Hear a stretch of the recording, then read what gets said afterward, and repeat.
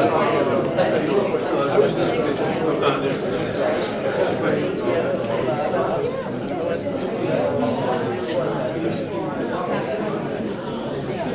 naturalization ceremony for today. Can everyone please take out your appointment notice for today's ceremony?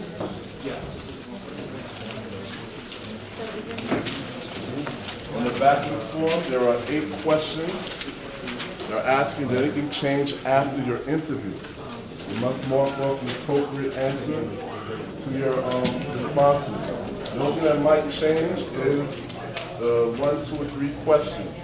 If you travel outside the country, please put down where you travel, how long you did. This is after the interview. If you travel after the interview, put down where you traveled and how long you did. If you got married, separated, with divorce after the interview, please put that information down and provide proof as a marriage certificate or a divorce certificate. If you had any arrests after your interview, you must have that incident cleared up before you get naturalized today. You cannot get naturalized if you have any criminal situation that happened. At the bottom, you're going to sign at Carmel, New York. Be naturalized in Carmel, New York. Today's date, which is December 12th, 2018. If you have anything different, please put the line through and put Carmel, New York. At the bottom, you're going to sign your name and put your address at the bottom. You'll be collecting all immigration documents, green cards, work authorization cards, or travel documents. Say goodbye to those documents today, and you'll be a U.S. citizen today, okay? All right? If there's any parents here that have children that are under 18, and the child has a lawful permanent resident card, and then the child's in their legal and physical custody, you must file the N-600 application so your child will get a certificate of citizenship when it arrives citizenship from you today, okay? All right, we'll be starting in a few minutes. And congratulations.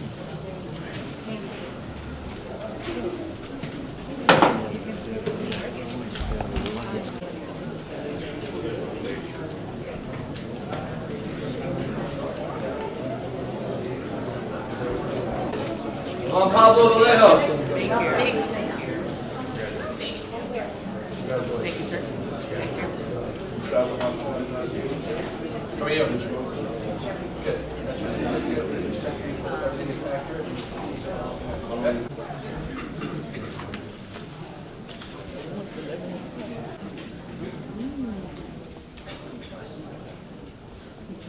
Honorable Victor Grossman. Good morning, everyone. Good morning. I can't believe you all came to see me. But I think we're going to need a larger courtroom soon. I hope the county is listening. Please sit down. Sit down.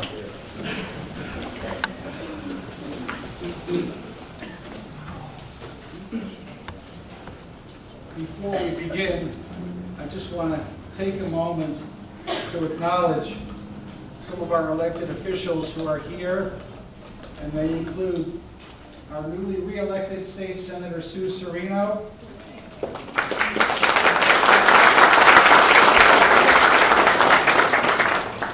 Councilwoman from the town of Putnam Valley, Jackie Anabi,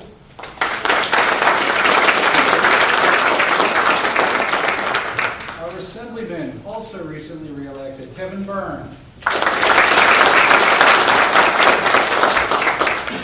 We have Gerardo Alvarez, the constituent liaison to Congressman Patrick Maloney.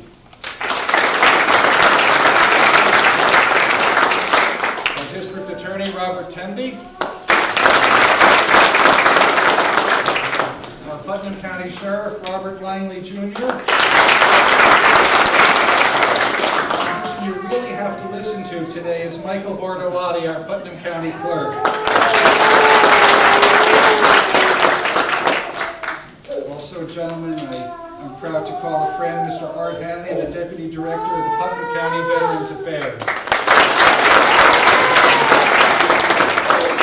I see our County Legislator, Amy Sage.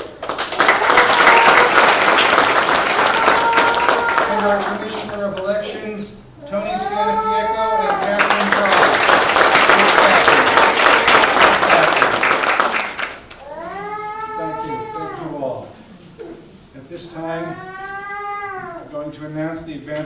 honors by the color guard from post 1080.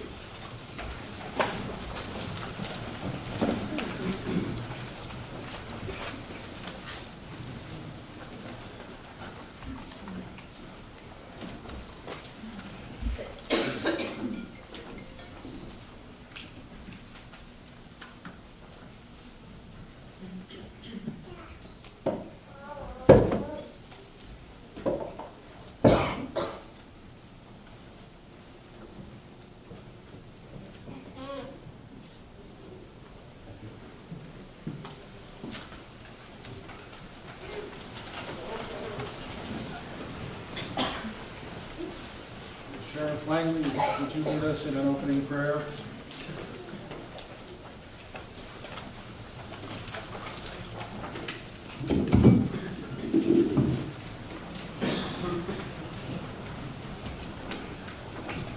Our hearts are filled with thanksgiving for those who this day have chosen to live with us. We are thankful for their courage, their faith, and their talents. We pray that we may be to them as brothers and sisters, as friends and neighbors, giving encouragement and guidance along the way of service in our great country. Enable them to choose the better ways and reject the lesser ways of our life. Grant all of us together, we will bring more quickly the day of justice and peace, love, and joy for all persons in this country and throughout the world. Amen. Amen.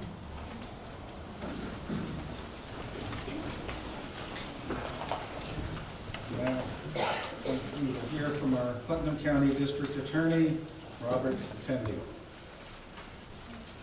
Good morning, everyone. Good morning. And welcome. I'm going to read something off my cell phone, which I've never done before at a public. I always use paper and pen, but times are changing, as I can see. We've got a whole bunch of new citizens here today. And I want to just say a few things to you that I think are important, and I hope you'll think they are important too, as long as my phone doesn't go blank on me. Today is your Declaration of Independence. You are now part of the United States of America, and you are as much a part of the United States of America as I am, as Judge Grossman, as my father, grandfather, and our founding fathers. Your history is not beginning today. Your history goes back hundreds of years. And don't ever forget that.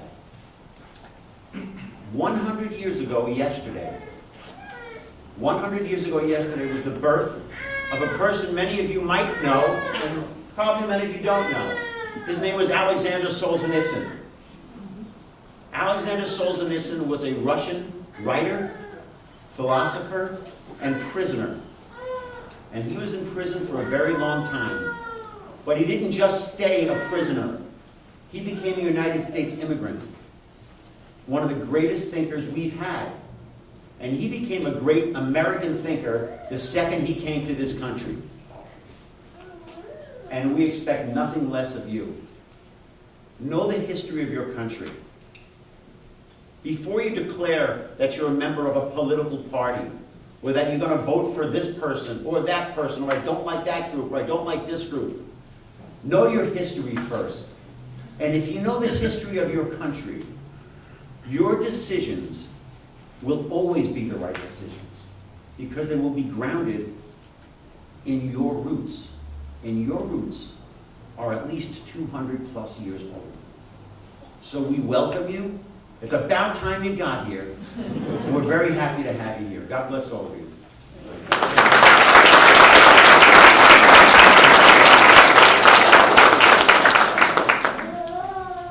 Mr. Bartolotti, are you prepared to administer the oath? Yes, I am, Your Honor. All right.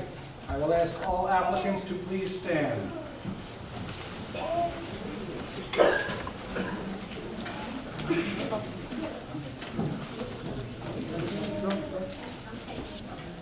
Okay, good morning, everybody. Good morning. So, this is, like I say, every time we do a naturalization ceremony, this has quickly become my favorite part of serving as county clerk. It's just a great day, and I just want to congratulate each and every one of you for becoming American citizens, which you'll be swearing your allegiance in a moment. And I want to thank you for going through the time and expense and efforts to become American citizens. And what I would ask is, you've contributed so much to our nation, to our culture, and that you've worked so hard to get to this point. And I hope that when you become citizens, you'll continue to put those efforts in your love of America and your love of being United States citizens, and continue on with that. Volunteer and be an active member of American society. So again, my thanks to each and every one of you. And with that, I would ask that all the candidates please raise their right hand and repeat after me. If you'd like, you can look on the rear of the program, and your oath of allegiance is on there. I hereby declare on oath that I absolutely and entirely renounce and abjure all allegiance and fidelity to any foreign prince, potentates, state, or sovereignty.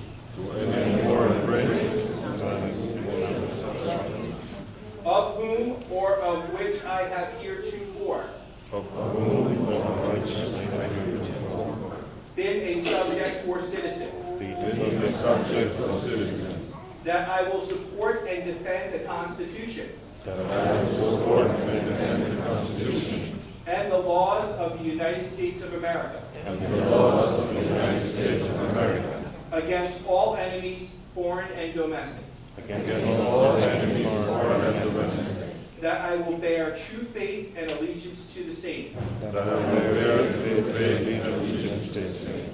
That I will bear arms on behalf of the United States. When required by law. Or that I will perform non-combatant service in the armed forces of the United States. When required by law. Or that I will perform work of national importance. Under civilian direction. When required by law. And that I take this obligation freely. Without any mental reservation or purpose of evasion. So help me God. Congratulations.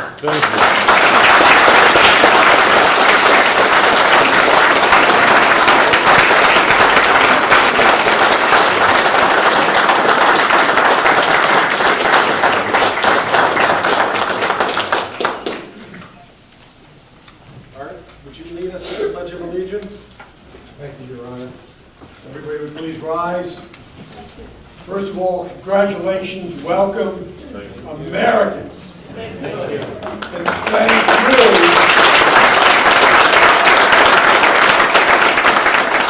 Thank you for honoring me by allowing me to lead you in the recitation of the Pledge of Allegiance to the United States of America. Please face the flag of our nation, hand or heart salute. I pledge allegiance to the flag of the United States of America and to the republic for which it stands, one nation, under God, indivisible, with liberty and justice for all. Thank you. Now I'm going to call Isabel Chiara to give us a rendition of the Star-Spangled Banner.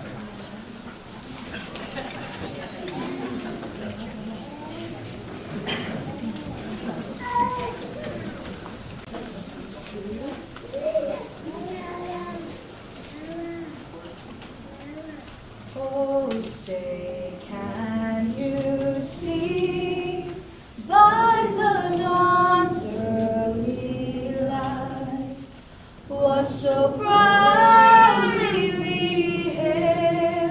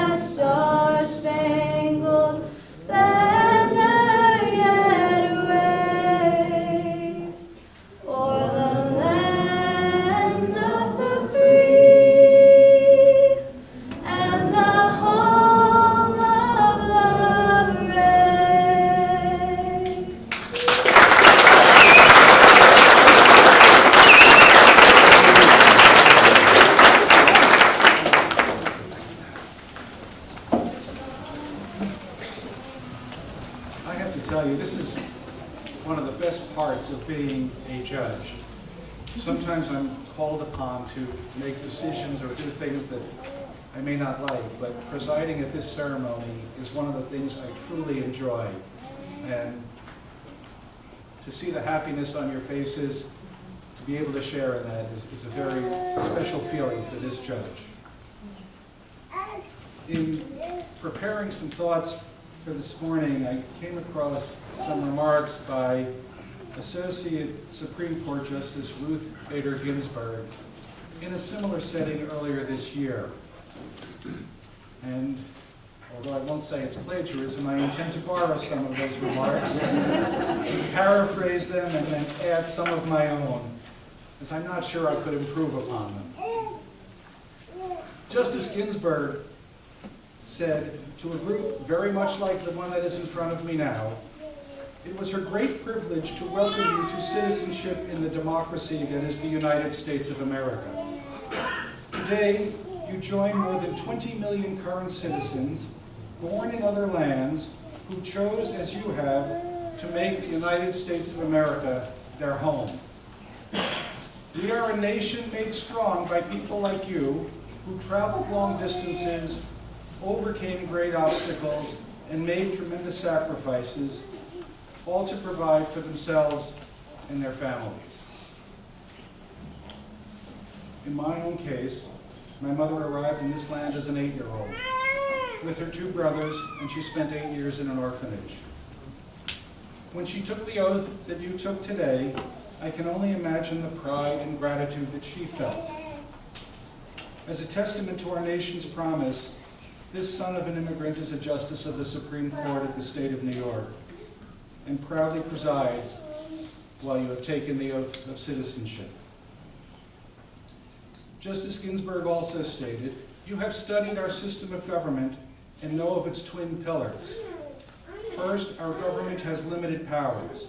It can exercise only the authority expressly given to it by the Constitution. And second, the citizens of this country enjoy certain fundamental rights. These rights are our nation's hallmark, pride, and our promise. They are set forth in the Bill of Rights and other amendments to the Constitution. They are inalienable, yielding to no governmental decree. And our Constitution opens with the words, 'We, the people of the United States.' By limiting government, specifying rights, and empowering the people, the founders of the United States of America proclaimed that the heart of America would be its citizens, not its rulers." Now you can see why Justice Ginsburg also was a teacher. After the words, "We the people of the United States," the Constitution contains the aspiration, quote, "to form a more perfect union," close quote. That goal is perhaps the most significant element in our Constitution. A French observer of early America, Alexis de Tocqueville, wrote that the greatness of America lies not in being more enlightened than other nations, but rather in her ability to repair her faults. And in the beginning, repair was very much needed, as the Union was far from perfect. The original Constitution permitted slavery, and we the people was limited to white property-owning men as the only persons who could vote and exercise the most basic right of citizenship. But in the years that followed, the ability to repair extended to people who were left out at the start. People held in human bondage who could be bought and sold like property. Native Americans and women who were 1/2 the population came to be embraced as full citizens.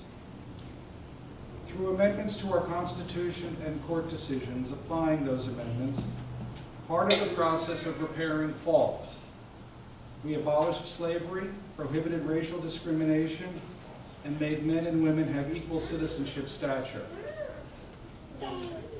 These repairs did not come easily. The struggles were real and bloodletting.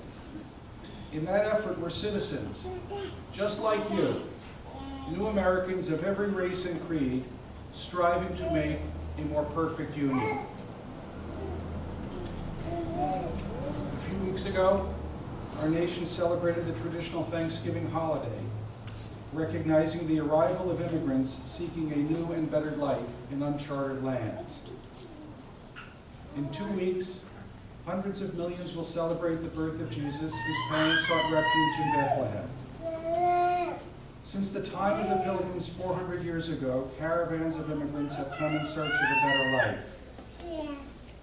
Many were just like yourselves, seeking an equal embrace in their adopted land. And the caravans keep coming so long as our nation remains a beacon of liberty. The work of making a more perfect union is scarcely done and never complete. Too many of our fellow citizens live in poverty, and many do not vote.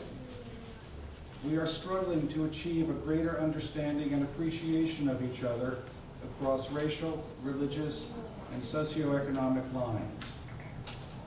As new and well-informed citizens, you will serve in that effort as you vote, as you sit on juries, and as you participate in our democracy. Justice Ginsburg also borrowed from a speech by another judge, an American jurist named Learned Hand, who, in 1944, in the midst of the Second World War, addressed a group of new American citizens just like yourselves. He spoke of the spirit of liberty. And he said, the spirit of liberty is the spirit which is not too sure that it is right. The spirit of liberty is the spirit which seeks to understand the minds of other men and women. The spirit of liberty is the spirit which weighs their interest alongside its own without bias. May that spirit of liberty be your beacon as you do your part in helping to achieve a more perfect union. That same beacon of liberty guided 8 immigrants who later signed the Declaration of Independence, as well as the son of a Kenyan immigrant who became our 44th president, or the son of a Scottish immigrant who is now our 45th president, as well as the immigrant founders of Google and other iconic companies. That same beacon guided generations of patriots, entrepreneurs, scientists, factory workers, coal miners, teachers, soldiers and sailors, and their sons and daughters.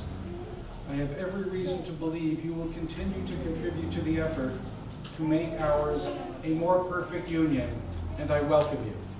Thank you.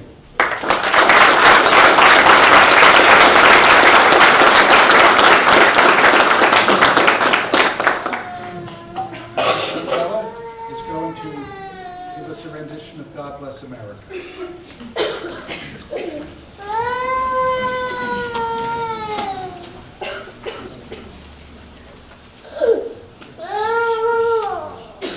God bless America, land that I love. Stand beside her and guide her through the night with the light from above. From the mountains to the prairies to the oceans white with foam. God bless America, my home, sweet home. God bless America, my home, sweet home.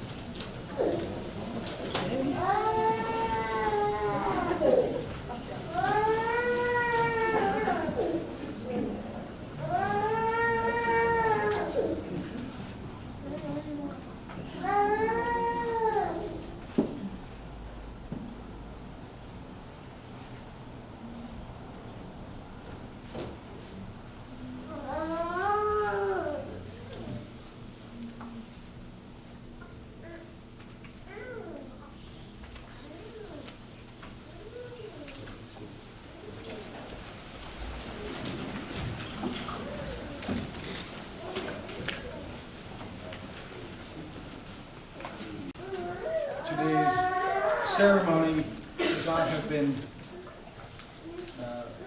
conducted without the support of American Legion Post 1080, the Putnam County Office of Veterans Affairs, the Putnam County Board of Elections, the Putnam County League of Women Voters, the Enoch Crosby chapter of the National Society of the Daughters of the American Revolution, and Carmel High School student Isabella Chiato for her participation and the participation of those organizations, and I thank all of them for their help in putting this ceremony together.